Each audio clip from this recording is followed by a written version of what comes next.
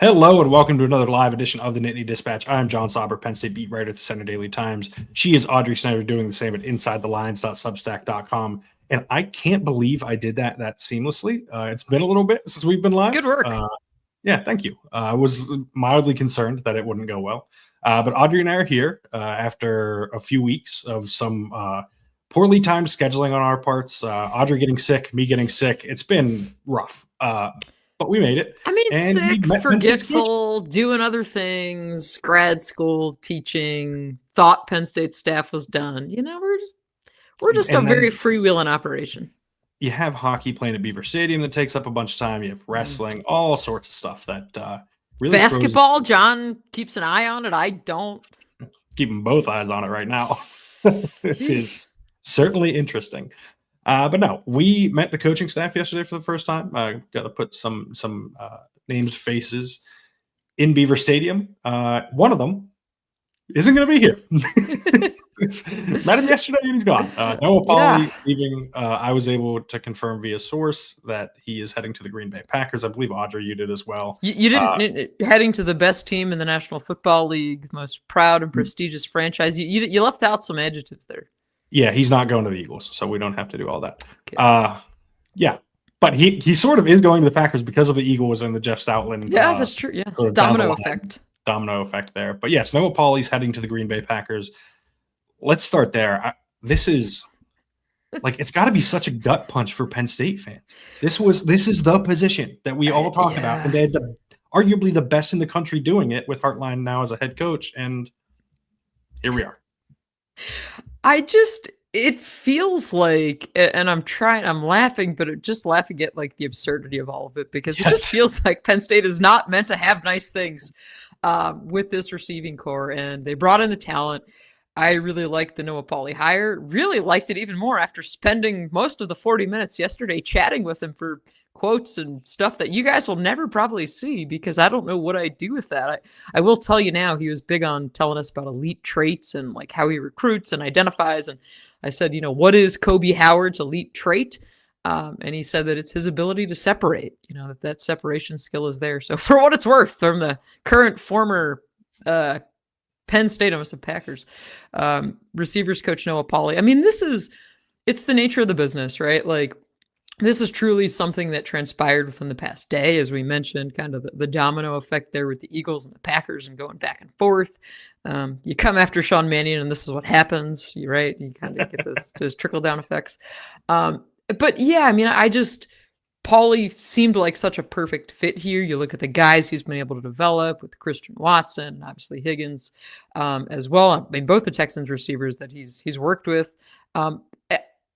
Personality fit really seemed to mesh well with the staff, because he's been a part of it before. So it's just weird. I mean, this is somebody who's been here for 7 weeks. I did at least get some of my Christian Watson questions in, because that's what the audience needs. That's what I needed to know before we knew that he was leaving. They were so much more pertinent than you could possibly realize. You know what? Yeah, like me going over, introducing myself and saying, hey, so I like the Packers, all these things, Christian Watson. Yeah, but I wonder if he thinks that you knew. Like, I wonder if he thinks that you knew something, because I've done this before where I've asked questions. Yeah, I actually did it yesterday. A little bit leading. Yeah, not necessarily leading, but knowing the sort of fishing for information, right? Like about something where you want to see how open they're willing to be about a subject that you're already informed on. And I asked him. When we sat down, I genuinely, I did not know, as you guys know from my listeners, just my Packers intrigue. I did a lot of prep work on Paulie and looking at his background, and I was gonna, laying the groundwork for a feature story. We don't have to write that one now. Yeah, no, but I asked him, like, what made you come to Penn State? Like, did you have other opportunities? Which is like I know you had other opportunities. I want you to say you had other opportunities. And he essentially said it's the people, right? Like, it's all about the people that are here, and like following Matt Campbell. And I, again, wonder if he thought, like, does he know something? And I didn't. Like, I really didn't. I did not anticipate this happening. This does happen a lot in college football, I will say, as for the timing. It's the day after signing day. Rosters are kind of set now in college football. Coaches can leave without players being able to leave. The discussion about whether or not that's fair to players, I think, is a fair one, but not one we're going to have right now. It's happening with other programs too. I think I just saw Miami's running backs coach is heading to the Cardinals in the NFL. Okay. So this happens. And so I'm not surprised, but I am because of the recency, right? Like it's usually I think it happened with, was it John Scott that left in February one year? Somebody left. When Jalen Snyder left, it was a little bit late. I don't remember when it was. It was probably January though. That was January. I think it wasn't this late. I think it might have been Sean Spencer for the NFL was another. Yes, somebody left really late. Yeah. When he went to the Giants. Yes, because they didn't promote Deion Barnes until like spring break or like spring ball started, I think. That was John Scott. Deion was post John Scott. Sean Spencer I'm saying Sean Spencer, I think, was the first one who did this. Like who went to the Giants. Because then when whoever left, so it would have been Scott, and then they promoted Barnes, but it was like, because we were going into the spring ball presser, and it's like, hey, are you gonna like make this final or not? Yeah. It's just, especially when you look at that position and that room, and talking with their GM yesterday, like they feel good about this receiving core. And I get it, everybody's gonna say they feel good about every position group because it's February, and like what else are you gonna say? But yeah, I just, from a development standpoint, I really liked where they had gotten to. But I guess for Penn State, what you kind of have to bank on is, hey, Matt Campbell's been able to find very talented coaches before, and you're going to have to kind of go to the well again and dig into your process, your list, whatever it is, recommendations, connecting points, to find somebody who you trust to come in here who can really mesh with this staff and with these players. But yeah, no doubt. I mean, you feel for the people in that room, the players that, we kept hearing about it yesterday, John, right? The big thing was the one constant that we've all had, right? Coaches, players, it's change. And that's been kind of the unifying thing with this group. So yeah, I did not expect that we'd be talking about needing to fill the coaching staff out here on February 5th. But you know what? It's just been that kind of off season around here. Yes, it has. And we don't have to get too much into the discussion of who they could replace Noah Pauley with. There are names floating out there. I would keep an eye on Darrell Roberts from Wake Forest, but I'm pretty certain that they're going to have a search here, that it's not going to be something that's done today. Of course, I say that it'll probably be done today. Well, it's every time after 5 o'clock. So I think we're probably usually the 5 p.m. news dump, right? Yeah. Every time I say something like that, though, it then happens immediately after. But I would keep an eye on Roberts as a name and keep an eye on them having a real search. Other than that, I think they're looking for the traits you'd expect. Good developer of talent, good recruiter. Like, there's not much to add in that regard. Like, you want a really good coach. Shocker. I think we can probably get into the rest of the staff, though, and our biggest takeaways. Audrey and I both wrote about yesterday. You can find that for Audrey at insidelines.substack.com. You can find what I wrote over at centerdaily.com. I will let you kick this off. What was your biggest takeaway from yesterday? I'm, of course, going to start with something that is a little bit out there. Shocker. My thing, no way, right? My thing was that kind of you guys know, listeners, I'm kind of the body language doctor, the vibes check person. This is a loose staff. This is a fun staff. And I don't think that has any bearing on what happens on Saturdays or in the meeting rooms. I think that this is a collection of people who have spent a lot of time together, most of them obviously coming from Iowa State together.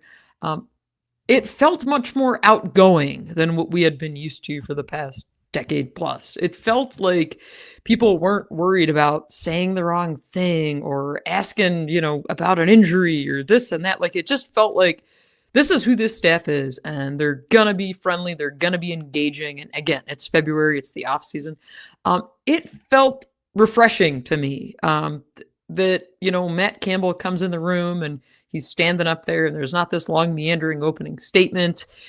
It's just very direct and to the point. And it's staying afterward and shaking hands and just saying, hey, how are you guys doing? Like, just basic little human interactions. And I got into this more in my Substack, but just little pieces like that, to me, make it clear that this is different, and that it's refreshing. It's a little more light. It's loose. I do think some of that is because it is a younger coaching staff. Which, gosh, now I'm going to have to go back and recalculate the ages with whatever receivers coach they have, because the average was 40.4 years, and now that's probably going to change. So Yeah, I think part of it is the youth, but it was a fun and energetic group, which that hasn't always been the case here in the past. That's not to say good, bad, or indifferent, but it struck me as noticeably different.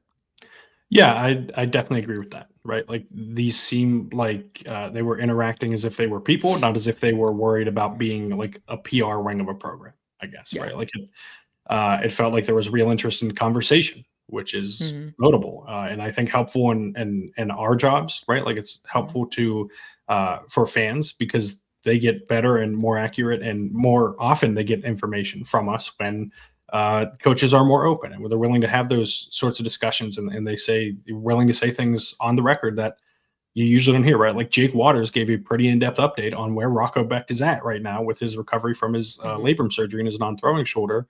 Said that he's going to be throwing, they don't know exactly when, but at some point in the middle of a spring ball, do 7-on-7 routes on air to help build chemistry with the receivers, and, not going to take contact or anything like that. But it was refreshing to not have someone immediately panic because they were worried about what I those can't above answer them that. would That's say. above my pay grade. Can't answer the Right. question.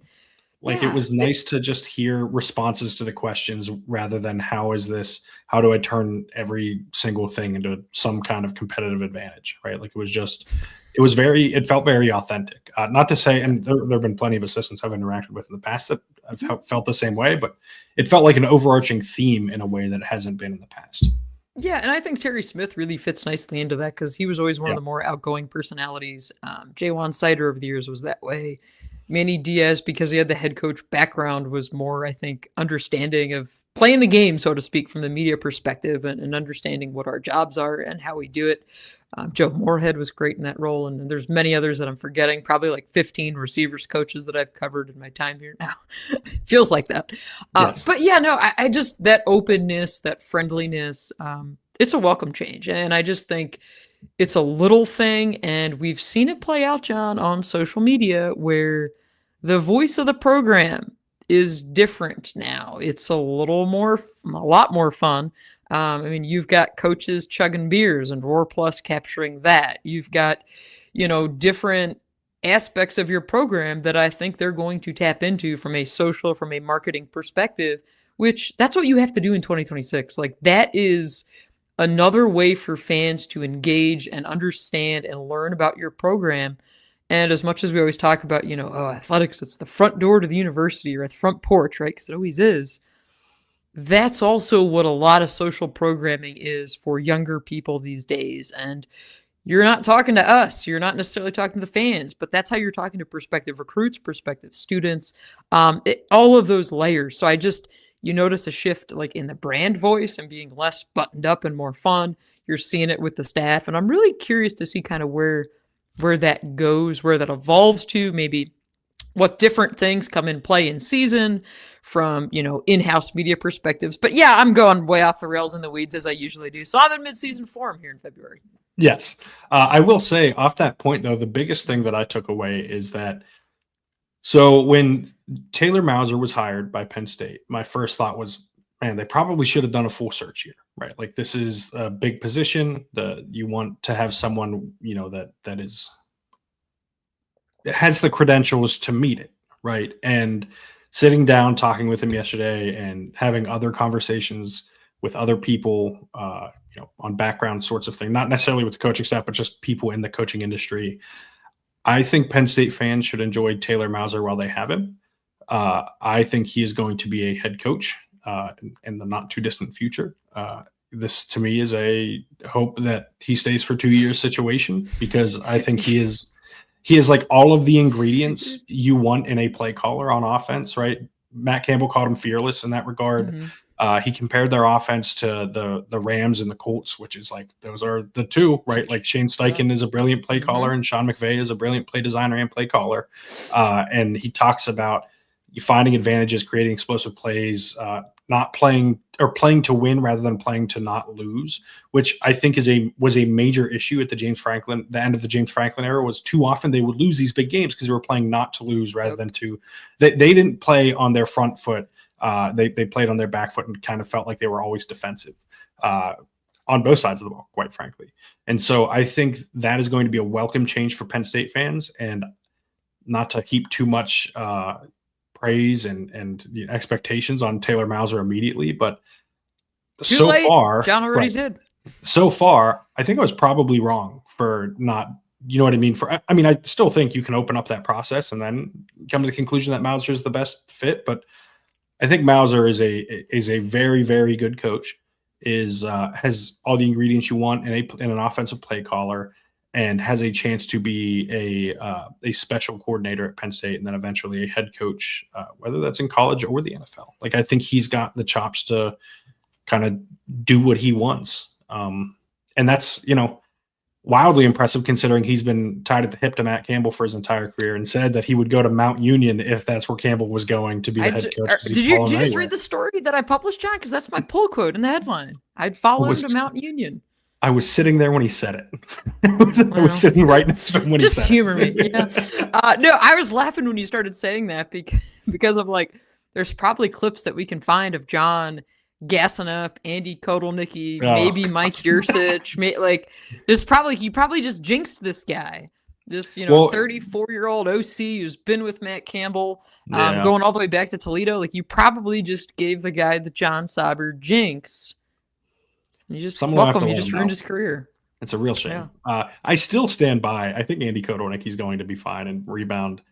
Did you see, by the way, you want to talk about a non sequitur? Did you see Mike Yurcich's tweet yesterday? Or the day before, whatever it was? No, someone had sent it to me, but I did not. Like, it came across my phone, but I was going to teach and didn't look. It was about UCLA head men's basketball coach Mick Cronin, who was complaining incessantly about not being able to communicate with players. And because Mick Cronin complains about everything, I'll say that here. I'll say it wherever. That's been the case for a long time. And Yurcich essentially called him out and said, this guy should, ended the tweet with something like, this guy should go sell insurance. About UCLA's men's basketball head coach. It was an excellent tweet by Yurcich. And honestly, it was one of those things I wish we'd have seen that personality from Yurcich while he was here. And I also wonder how much of all of those guys' personality was muffled. We're filtered. Yeah. The last I do wonder that too, because I don't even think he really posted on social media. And I said it, John, I promise we'll get back to the news and stuff, but this has been on my mind. I've complained about it privately, a little bit publicly on social media. It's driving me crazy to see James Franklin running the same social media playbook at Virginia Tech that he ran here for almost a dozen years. Change it. Mix it up. It's like Iron Lions, Iron Hokies, happy birthday, front row 10 minutes early, setting the standard. Mix it up. It's stale. And somebody's got to help there, step in, idea spread. There are so many good social media people in this industry, younger people with good ideas. Branch out, find them, hire them, rely on other people, because I can't watch it. I've done so many as you guys can tell, this is really bothering me. Yes. I've done so many double takes where I'm like, this is the same thing. Mix it up. Maybe I'm going to have to just mute the accounts. Yes. Maybe I'm going to get blocked again. Probably, maybe, sort of. But it's frustrating to see, because I'm like, you have great personalities within that program, right? And you have great personalities within every program. There are people that are really skilled and talented at what they do on these social media staffs. Use them, find them, hire them, lean into them. It's driving me crazy. I will say. So about the spring game, I saw the opening clip of his spring or his signing day presser where he was complaining about a buzzing noise with the microphone. I'm like, yeah, this checks out. And for what it's worth, I like James. I know not everybody does. It's fine, but he does have his quirks and those sorts of things. And I just thought it was very funny. It's let the fans see what they want to see in terms of personality and getting to know your roster. Because I do think there were I know there were way more of those opportunities here when he was here with players, with coaches, and we just never got there. And as people in our business of telling stories and trying to bring fans closer to your team and the team that you care about, it's really hard to do that when you can't truly get to know the people you're covering. Yeah, I think that is all fair. Do you want to actually... I'll say this, and then we'll take a quick break, and we'll go back to the news and everything. Mm-hmm. Don't forget, if you're watching on YouTube, hit the thumbs up button down below, hit the subscribe button down below. That really helps us out. If you're listening on Apple Podcasts, leave those 5-star ratings and reviews. Those really help us out. Audrey, why don't you tell us about our good friends at Roback? Oh boy. John? Do you have, you don't have any hold on. gear on? So here's the thing. The weather eventually is going to change. There it is. I knew you had it in you. I don't know that hat's for sale anymore. I got it at the ground floor. That's why. You know what I mean? That's true. This is you going to switch the hat? You sure, don't have any Roback pants on today? You sure, John? I don't. Not today. I'm not going to listen. No free advertising. I'm not saying who I have on. It's my joggers and my hoodie. Okay. Our friends over at Roback are willing to give you 20% off your first purchase when you use code TND20. That's TND20 as in the Nittany Dispatch 20. Joggers, hoodies, hats, all kinds of apparel. You can dress like John. You can dress like me sometimes. Eventually, the snow will melt and you won't need 20 layers here in State College. We're getting there. They do actually. They have a really nice fleece yes, that you can check out as well over at Roback. But again, use code TND20 to save 20% off of your first purchase over at roback.com.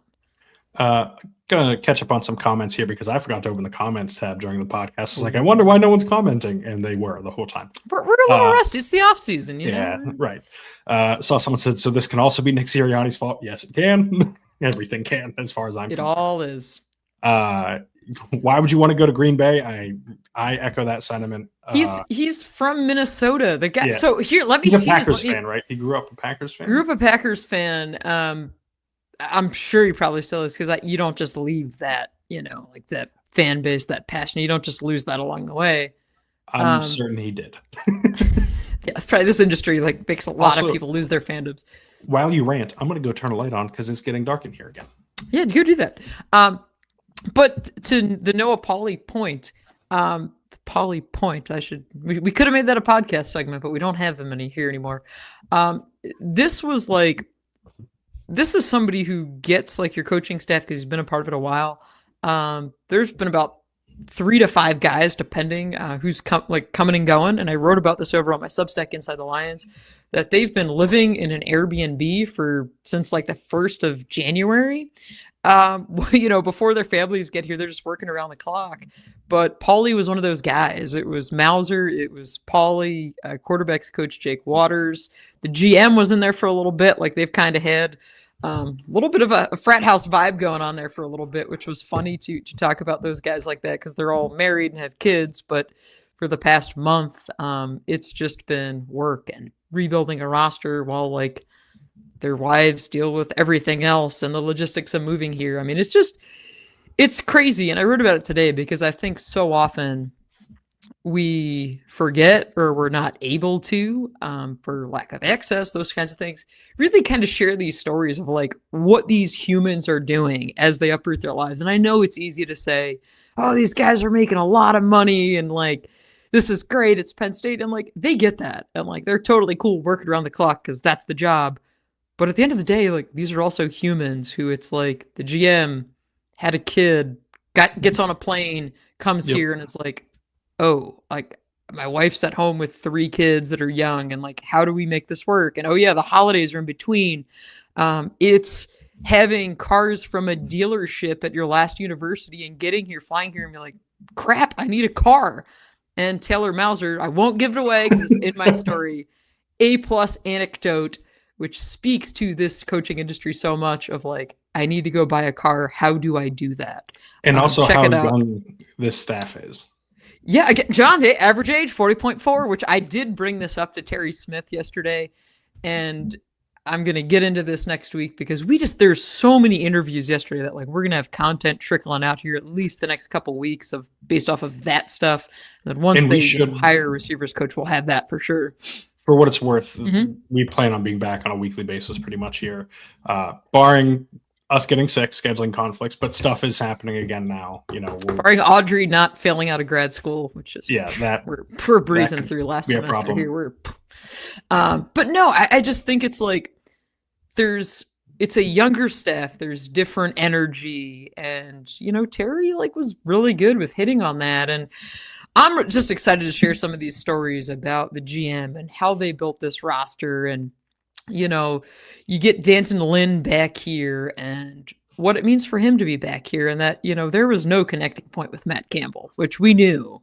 And Matt was like, I didn't know this guy other than recommendations from people and people that I trust that are like, you gotta, have this conversation. And why was the timing right for Lynn, who has 3 young kids, to make the move now across the country? And why not, gravitate back to the NFL game? And there's so many layers to all of this. And of course you get scheme on top of that. And what are they going to do in spring ball? And how do you get this receiving core with this quarterback and injuries? Because we know a lot of these Iowa State guys, this was one of the most banged up teams in the country last year. Like, at what point are these guys ready for spring? There's just so many layers to it. So yeah, it's an unusual offseason, but a fun offseason.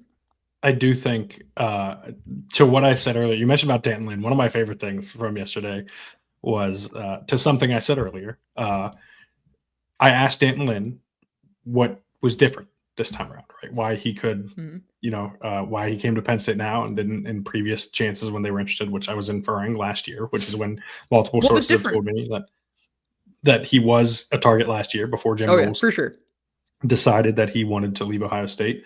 And he said, it was a family thing.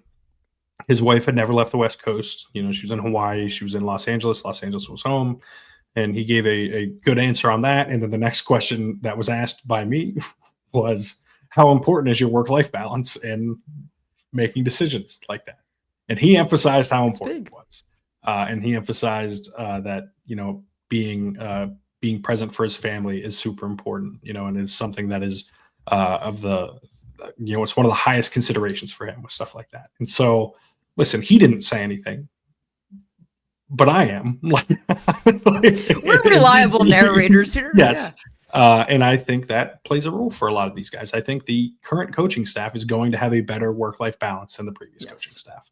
And I think that's important for a lot of guys. There's been a giant discussion about Kwesi Adofo-Mensah, taking paternity leave. Oh, that's right. I forgot that was a whole thing that happened a couple. And Joe Brady bragging about missing his child's birth, former Penn State GA Joe Brady. Yeah, not a great look on that front.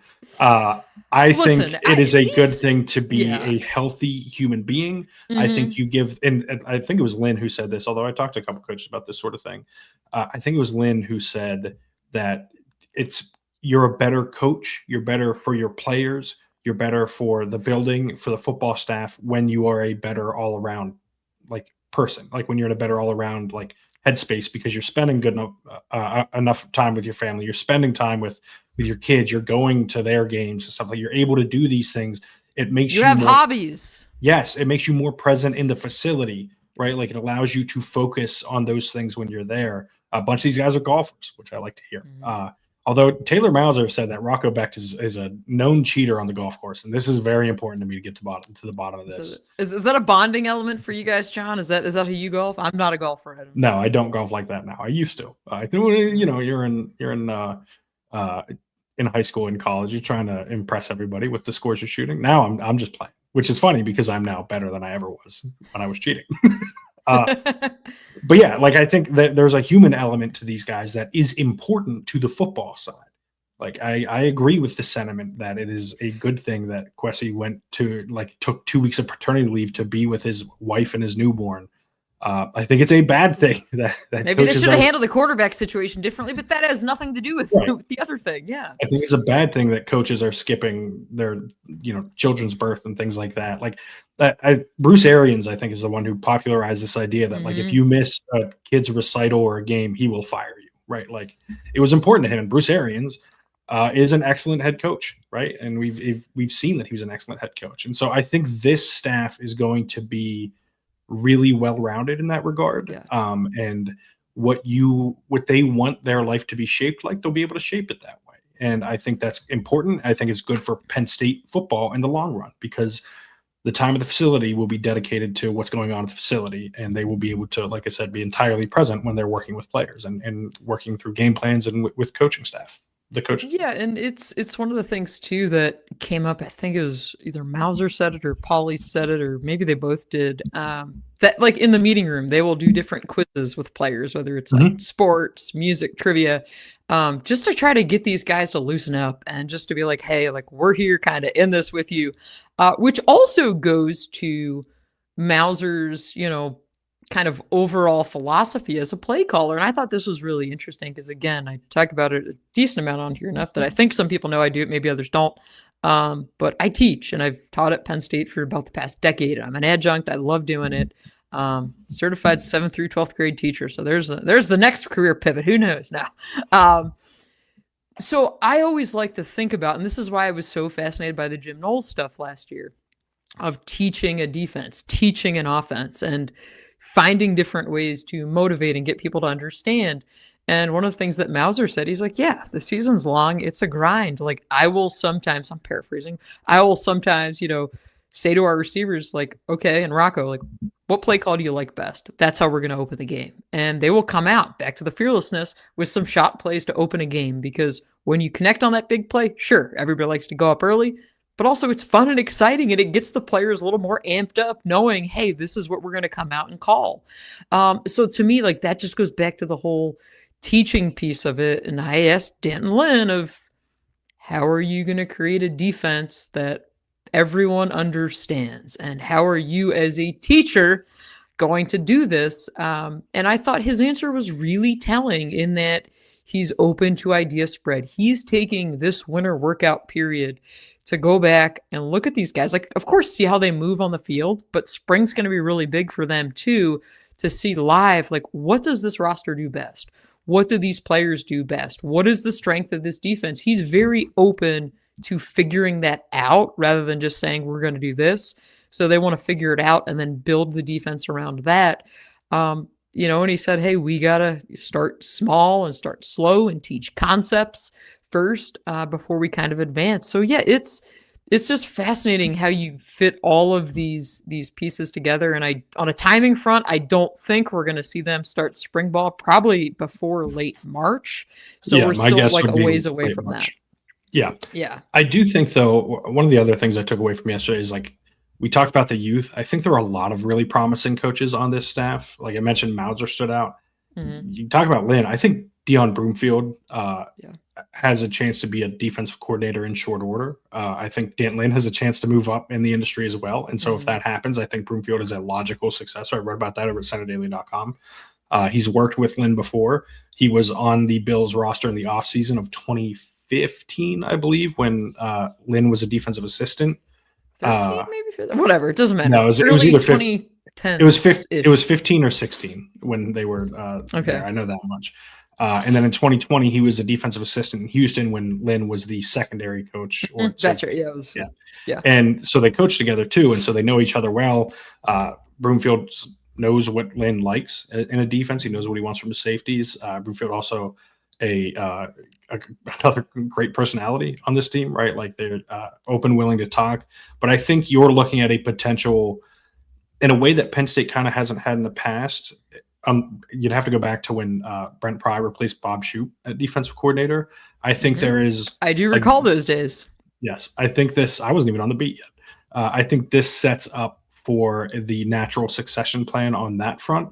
I don't know if that's as true with the offense. Frankly, like, it might have been Noah Pauley had that happened. Mm-hmm. I kind of am surprised, actually, that Mauser is the tight ends coach, if only, and I couldn't get to this with him yesterday, if only because, like, a lot of programs use that tight ends coach job as, like, I have an answer to this. Okay, go ahead. Yeah.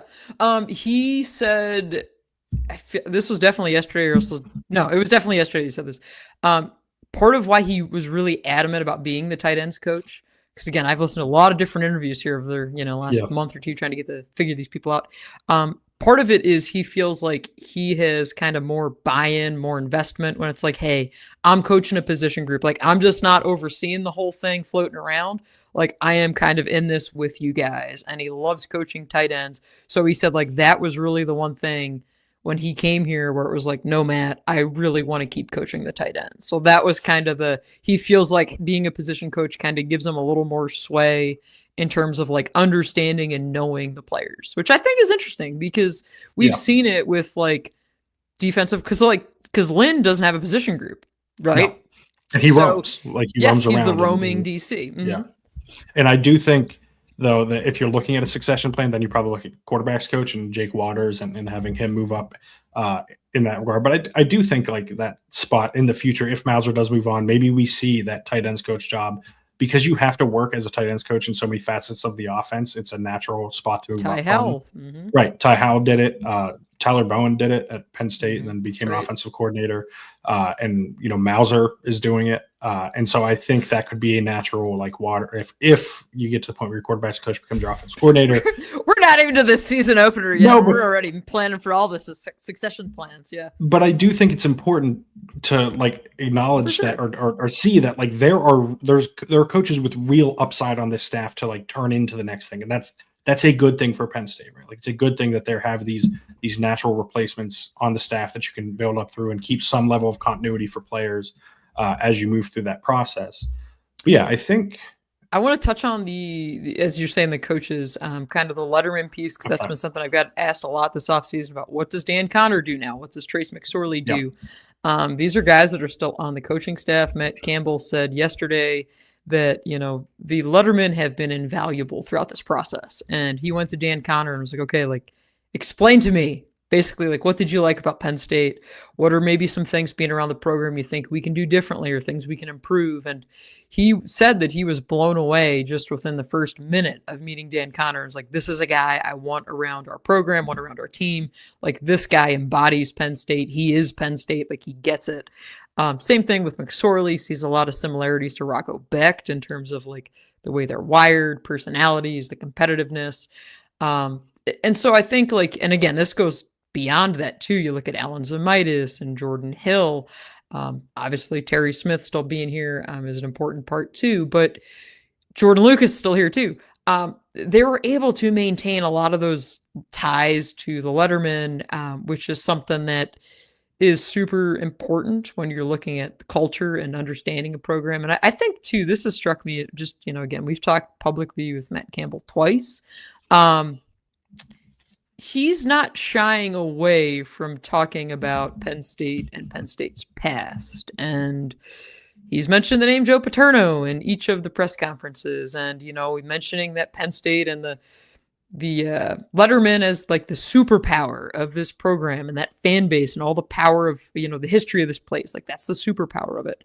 And so again, to me, he keeps showing that he gets it and he understands, I think, what it means to be here and all those kinds of things. To me, it's every time Matt Campbell talks, he's checking all the boxes that I think fans want him to hear, both from a football standpoint, but also from a, hey, Letterman, this is still your program, you're welcome here standpoint too. And that's super important. And he has done a really good job. And we saw it. You and I, we were both at hockey this past weekend in Beaver Stadium.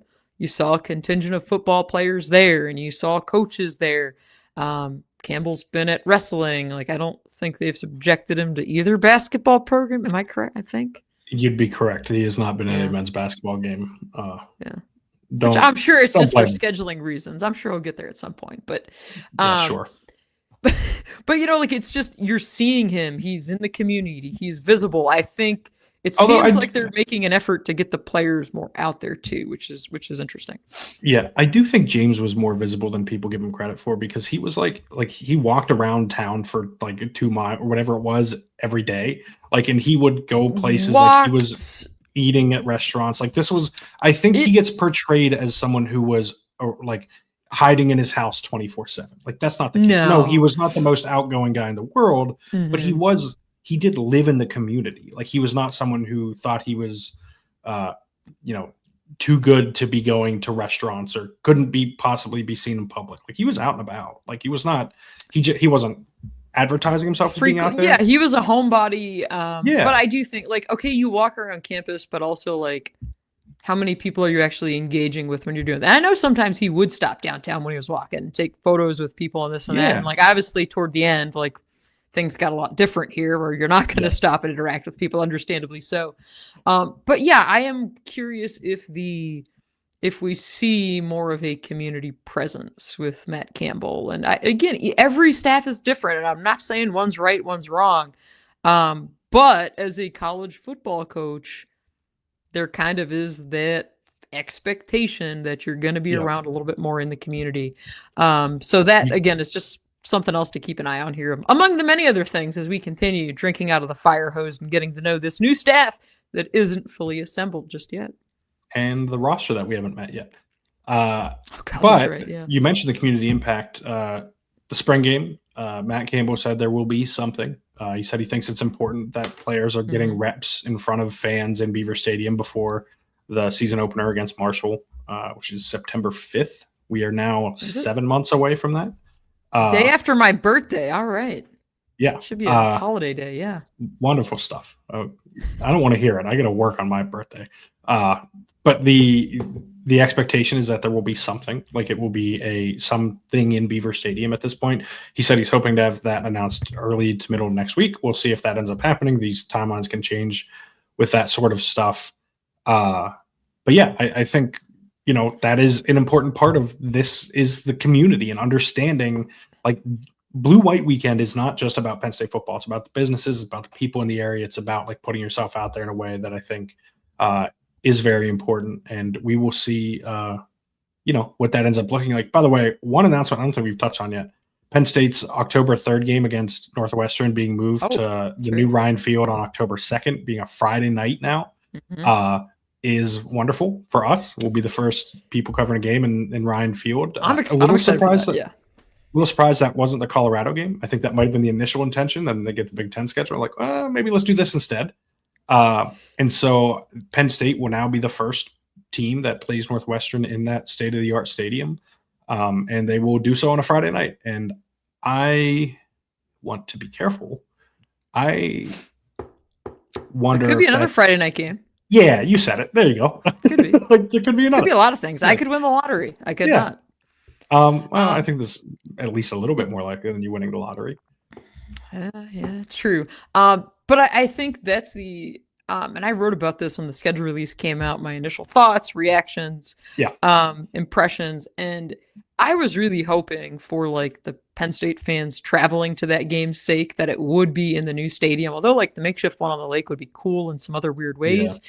The chance that, like, you get to see a brand new facility, which is, like, supposed to be the state of the art. And because I then went down the rabbit hole of watching their videos, and it's got whatever you want to call it. So you're not sitting out in the elements, which is, it's beautiful. Like, it is, like, looks stunning. And I think it was capacity like 50, 60, something like that. It's much smaller. The sight lines are supposed to be, like, awesome. Of course, I guarantee you I will have a hot press box review because that's what all the people want and need. And John, we will definitely be having a dispatch after dark, and we'll break down the facility and all these other things. Of course, the game included in that. But it's going to be really cool to see that. Also, selfishly, it's nice because it frees us up for a Saturday where we actually get to watch college football, which doesn't happen often. I am flying home so early Saturday morning. Like, I might not go to bed Friday night. But then we remember that it's a night game, and then I don't play care. that. You have that Dance with the Devil where it's like, do I want to pull an all-nighter? Can I? Like, it's.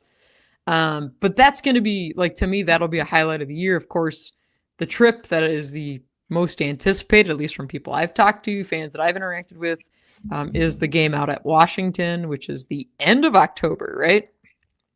I think so. No, early November. Early November. You're right. It's early November. 7th? Yeah, that sounds right. So. Which I was a little bummed on that front because it would have been cool to get out there in, like, September. But whatever. It's Seattle. It'll be fun. It'll be cool. But, like, to me, that'll be a neat experience.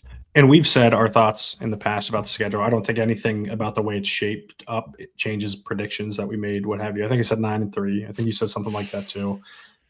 I've been on the fence with it. I was generous early on before they even had Rocco Becht and said 8-4 should, absolutely be the floor. And then people said, "Oh my God, you're not being hard enough on him. It should be 10-2." And I was like, they got to get a quarterback first. Yeah, I think 8-4 is the soft floor. landing spot. Yeah. Yeah. I think that is most of the news. I think it's probably worth touching on, at least I can, a little bit on the Gavin McKenna situation too, because this is a Penn State thing.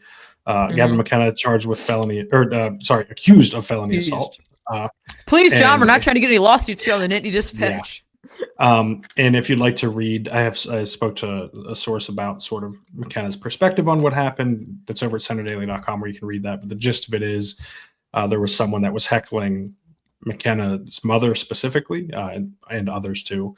And things escalated from there. There was some name calling from the person to McKenna's mother from McKenna's perspective. And then McKenna punched him. And in the police, in the affidavit of probable cause, I believe it says he punched him twice they have video of it.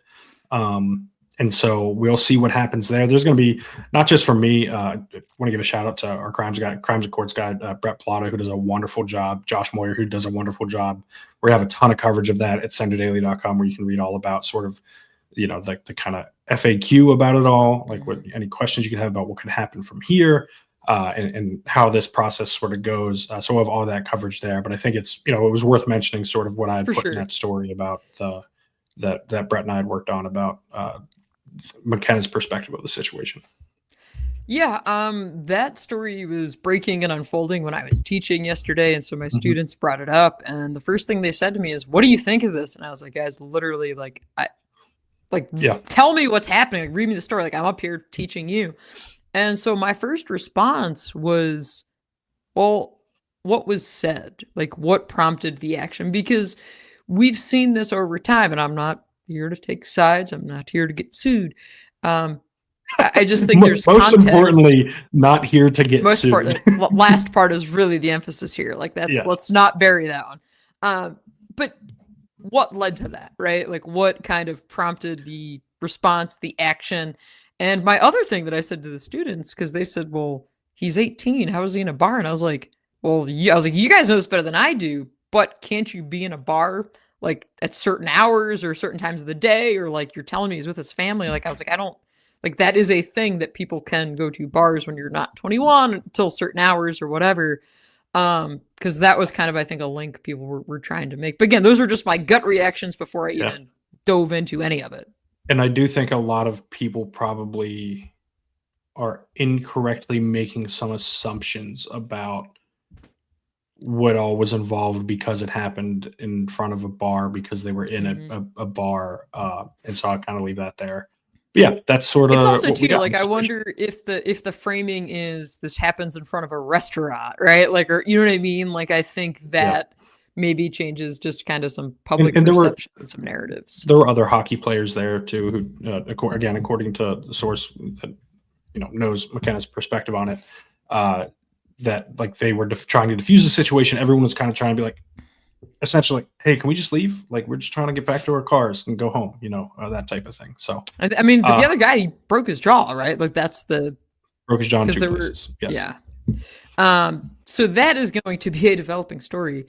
John, I wanted to ask your opinion, staying on hockey here, what you thought of the Beaver Stadium, the hockey last weekend. I was going to say Winter Weekend, but I couldn't remember the name. Winter Weekend. What you thought of those efforts? What you thought of kind of the production, the display? Because it was Penn State's first go around with outdoor hockey, and we know that they do not want it to be their last, as they continue saying to the NHL, "Hey, Winter Classic, specifically saying to the NHL, the renovation." They're not saying that to Penn State hockey. They're saying it to the NHL. NHL. For sure. This is, I know, but I think that's I'll say this. I don't think this is ever going to happen again. Like, I don't think Penn State hockey's going to play, men's or women's, going to play in Beaver Stadium. I could be wrong. It could change in the future. But could be a once in a decade thing. Yeah, if you get the right roster, right opponent. Generation thing. Like, I think that might be the more likely scenario. But no, I thought it was great. I thought it was really cool. It was funny when you write about these things. Like, I go into the game with like, all right, I'm going to do like an atmosphere type story afterward about what it was like, and you're kind of preparing like, all right, if they lose, like, it's a little tougher because we're so used to previous coaching staffs and players like not wanting to talk about anything other than the fact that they lost. And you go in to the post game after they lose, you're like, okay, like, you got to figure out how to sort of write around this and work through this, while understanding that they're really bummed out. And they were not bummed out at all. Like, Guy Gadowski thought it was the coolest thing he'd ever done, right? And the players thought it was the coolest thing they'd ever seen. Like, and it was really cool to see, right? Like, that they, despite the fact that they lost this important game against the number 2 team in the country in overtime in kind of heartbreaking fashion, they were still like, yeah, but did you see the crowd? Did you like? And Guy said like he was constantly like looking around and like couldn't believe what he was seeing, and he was telling his assistants to like, hey, look at what you're a part of. Like, you may never get this again. And so, yeah, I thought it was really well done. Penn State in general needs to figure out a way to not play the same songs over and over again during sporting events. It drives me insane, specifically with football, because we have to deal with it more often. Generally speaking, game day presentation, I think, could use an upgrade in football, but I think that is the thing that everyone always notices when you play the same thing over and over. Yeah. But yeah, I thought Penn State did a really good job with this. All the complaints about the ice, it was barely noticeable that they would have to take breaks. Like, and the thing is, throughout the week, when people are like, the ice is this or that, and people are making assumptions based on things, their priority was the hockey games for the varsity teams, the women's and men's hockey games. So if they had to do other things and move other games because to prioritize that, they were going to have to do it, right? Like, that was the priority. It was never going to be some disaster during those games. Yes, there were some delays. Yes, intermissions were extended. Partially, by the way, this was not just about the anticipating having to do more work on the ice. It was a longer walk to the locker room for these guys. Like, they didn't just go straight back, so they had to add a couple minutes there. So yeah, it was different because it was in a stadium and it was freezing cold. But generally speaking, like, I thought they did a really good job, and I thought it was a great experience, and I hope a bunch of people enjoyed it, even if it was a loss for Penn State, because that was really cool. No, I mean, great crowd. Like, that was the one thing, because we had gotten like about a foot of snow earlier in the week, and I was like, ooh, is this going to scare people off? Penn State actually, like, I think people got more amped up. Visually, it looked incredible because you kept the snow around the ice. When they were showing like those overhead shots on BTN, I looked up at one time, and I don't remember if I said it to you or somebody else, and I was like, oh my God, they made it look like we're in Park City, Utah, because like it looked really, really beautiful. Like the snow, I think, and talk about the image from that game. It's going to be the McKenna goal, which I believe, and excuse me if I'm wrong, I believe it was shot by a Penn State photography intern, which, the McKenna image, you look at the perfect 3x3 grid and Beaver Stadium in the background with the fireworks, like that's the shot. That's the image people are going to remember when they think about, this event. But yeah, I wrote a story about it a week or two ago. They want to get the Winter Classic here, but they never were going to consider doing it during a stadium renovation, like as they correctly should not try to do. But this goes back to the whole point of the renovation and, using this facility more than a handful of times per year and, finding ways to generate revenue both for Penn State athletics, but also for this community. I mean, it was a busy weekend, and you're able to pair that up with wrestling, and basketball was there. Like you just was trying to be nice about it. They won. I mean, that's right. That's true. Yeah.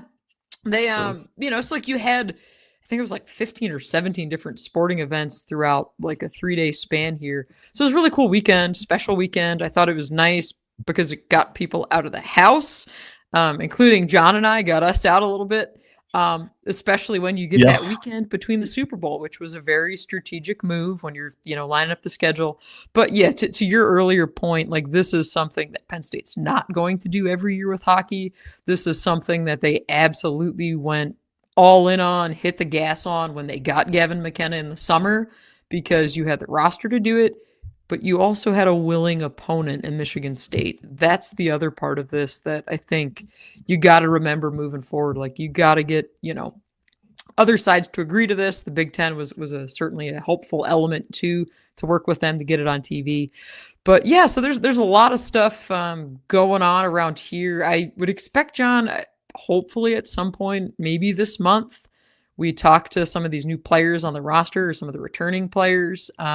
I know I'm going to have stories about Penn State's GM, about Danton Lynn, about Taylor Mauser, and shoot, there's probably like 10 stories I need to get to as we sift through all of this audio. I'll have that over my Substack, Inside the Lions. As always, that is where I do my best work. That is how I keep these lights on. See, that's why John had to stop to turn the lights on during his, because he's got to make sure enough people are reading him over at the Center Daily Times.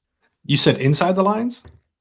I did say Inside the Lines. Yes, correct. Yes. Just making sure. Yes. Not outside, inside the lines. Yes. Couple comments here in the chat, then we'll get going. Someone asked if we saw the ESPN, they called it a fluff piece on Virginia Tech and mentioned the Virginia hype train never sleeping. I haven't read it yet. I have it open. It's about like national signing. I am going to read that. I mean, if there's anything breaking or whatever, we can talk about it, but I doubt it is. I'm sure. Is it about James? Yeah, I'm sure I can predict exactly what's in it after knowing him. It's probably the same signing day playbook that I could probably rehearse it if you'd like without reading the story. Same signing day playbook, same tweets, hashtag we are Hokies or whatever. Let's go Hokies. Like what? Yeah, but I'll read it. I'll check it out. The most important comment that we've gotten, or most important question from Eric, loyal listener, asking if Audrey's Rutgers couch is going to make the trip to Northwestern. It's a good question. I could use the Rutgers couch this weekend. Super Bowl parties at my house. Definitely could use an extra couch this weekend. If the fine folks in Piscataway would like to send me the Rutgers couch, listen, I will say this. If SHI Stadium ever closes down and they like auction off stuff, we kind of have to win the couch, right? Like we have to bid on it, if that's the case. I mean, or at least they could give us like the exit sign, you know? It's at least something. Yeah. I think that's a good place to leave it. We will be back next week in all likelihood. Again, barring Audrey and I being unable to schedule something that works for both of us. Maybe they hire a receivers coach before then. Maybe they don't. Yeah. Who's to say? We'll be back when they hire a receivers coach. We'll be back. Unless they do it on Super Bowl Sunday, then I promise both of them are definitely not. Yeah. But we will be back next week, and we'll be back pretty routinely here moving forward. If you'd like to read all of Audrey's writing, you can find it insidelines.substack.com. You can find her on Twitter at AudSnyder4, on Blue Sky at AudreySnyder.bsky.social. You can find me on Twitter at John Sauber, and you can find me on Blue Sky at JohnSauber.bsky.social. You can find all of my writing at centerdaily.com. Don't forget to leave those 5-star rating and reviews if you're listening on Apple Podcasts. If you are watching on YouTube, please hit the thumbs up button. Please hit the subscribe button. That greatly helps us out. Nice to be back. Nice seeing everybody. Nice seeing everybody in the live chat. That was wonderful. Appreciate everyone in there. But until then, thank you for tuning in. Have a great day.